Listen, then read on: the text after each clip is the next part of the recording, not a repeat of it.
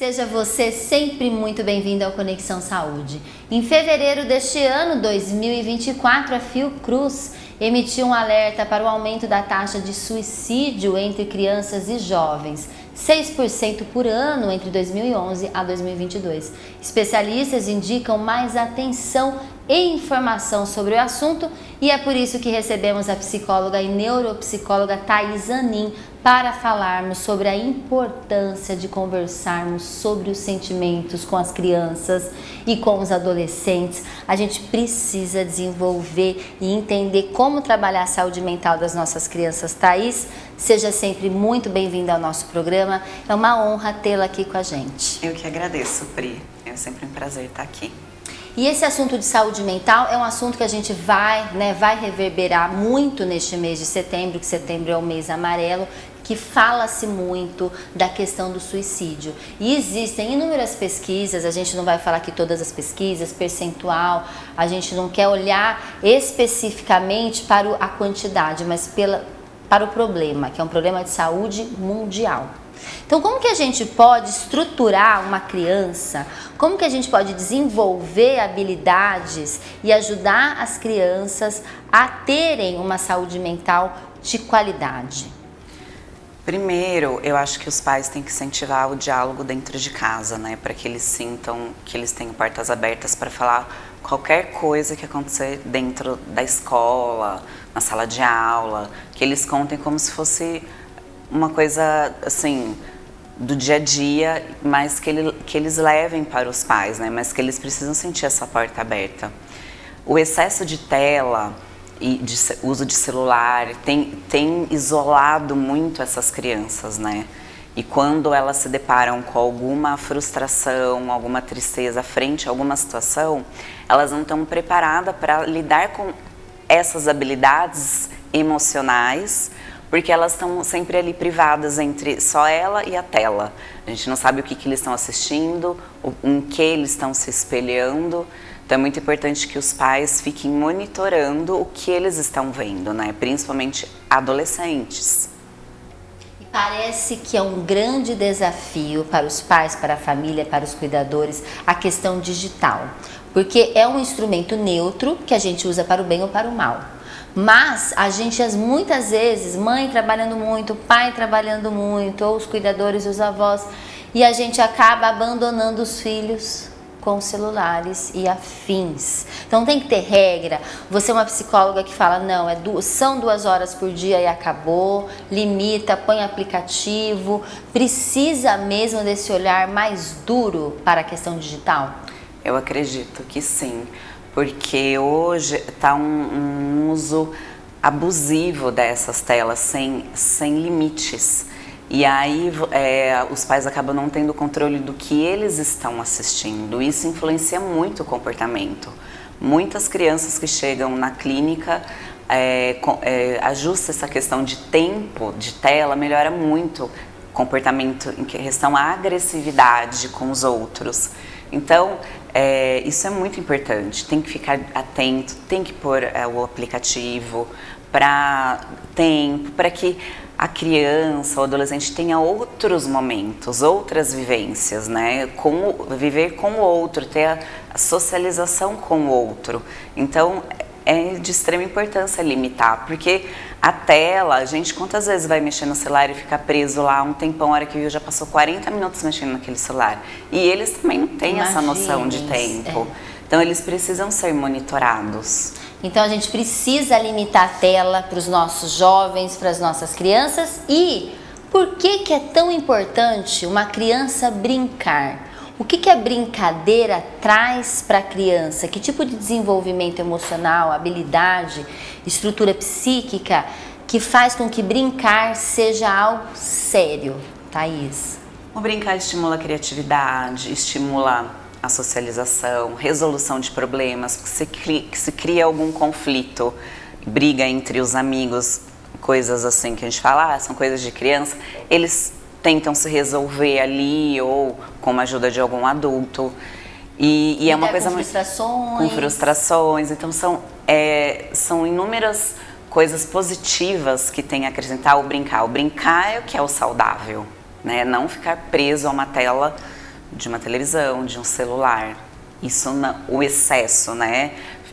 Tirar e não permitir, não é isso. Hoje a tela faz parte do nosso dia a dia, mas que tem um limite aí, né? E incentivar cada vez mais as brincadeiras convencionais, que nós estamos acostumados, que a gente tinha muito isso antigamente, né? E hoje a gente vê pouco isso.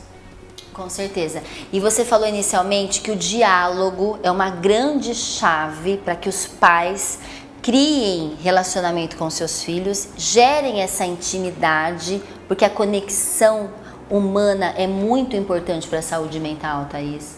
Muito importante. Tem que haver o diálogo, ele só da criança, do adolescente conseguir pôr para fora o que ela está sentindo, mesmo que for uma pequena frustração, uma nota baixa na escola, ou o amigo não falou do jeito como ele gostaria, mas ele vai e sente essa liberdade com os pais de falar sobre a hora que ele tem um problema mais significativo, vamos colocar assim, é a primeira pessoa que eles vão recorrer, são os pais, ou aquela mãe, ou aquele pai que tem mais afinidade, né? Mas eles só irão fazer isso se eles sentir que tem alguém que eles podem contar. E sentir essa pessoa aberta, porque muitas vezes os pais julgam e criticam e ficam bravos, né, pelos problemas que os filhos estão ali tentando resolver com eles. Com certeza. E é acolher, é entender e pensar junto uma possível solução para aquilo, mesmo que aquilo for uma coisa muito pequena, mas pensar junto, olha, o que você acha se você fizer assim, não julgar, a criança está ali para aprender. Se para o adulto é óbvio agir daquela forma, para a criança não é. Então, é ensinar muito, assim, dar direções, né? Sem julgamento. É difícil, porque às vezes a gente acaba falando sem pensar, a hora que vê já falou. Mas tem que também se educando para não falar, né, as coisas, se brecar e tentar entender o filho, o porquê que ela está agindo daquela forma, conversar, né, e deixar realmente esse caminho aberto. Saúde mental das crianças hoje aqui no Conexão Saúde. Agora a gente quer saber como que a gente percebe que uma criança está com algum tipo de problema de saúde mental. Quais são os sinais? Os sinais, o mais comum é isolamento, muda o apetite, perda ou aumento do apetite, né? Se já tem prova no desempenho escolar, perde interesse por coisas que gostavam muito, fica muito, adolescente, fica muito no quarto, fechado, no escuro, não quer muito contato com as pessoas. Então tem que ficar atento, a criança era de um jeito, aí de repente muda.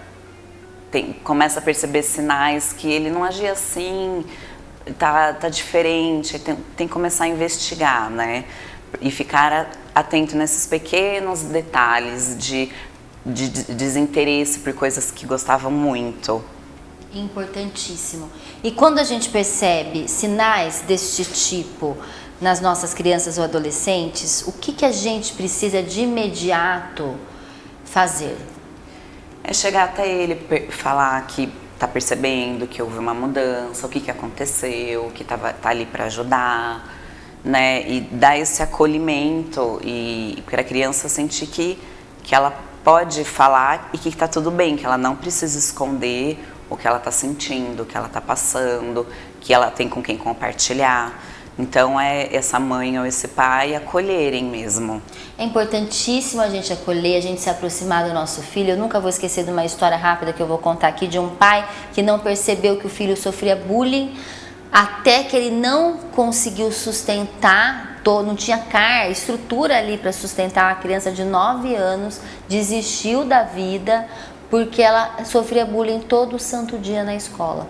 Então assim, às vezes a criança não conta o que está acontecendo e a gente tem que ser bem Sherlock Holmes mesmo para ficar ali antenado, sentir nossa criança, porque o bullying também prejudica ativamente a saúde psíquica das pessoas, independente acho que de idade, não é? Com certeza. E é estimular esse tipo de conversa dentro de casa, porque às vezes a criança não tem nem uma noção que aquilo é o bullying, né? Que aquilo é chamado de bullying. Então, assim, é ter portas abertas para conversar diversos assuntos, né? E informando, né, essa criança que tipo de atitude precisa ter, chama um adulto, conversa, fala. E é ensinando. E quando que os pais levam os filhos para uma psicóloga infantil, neuropsicóloga também, que você faz esse trabalho, quando que a gente vai até, quando a gente busca, né, ajuda profissional?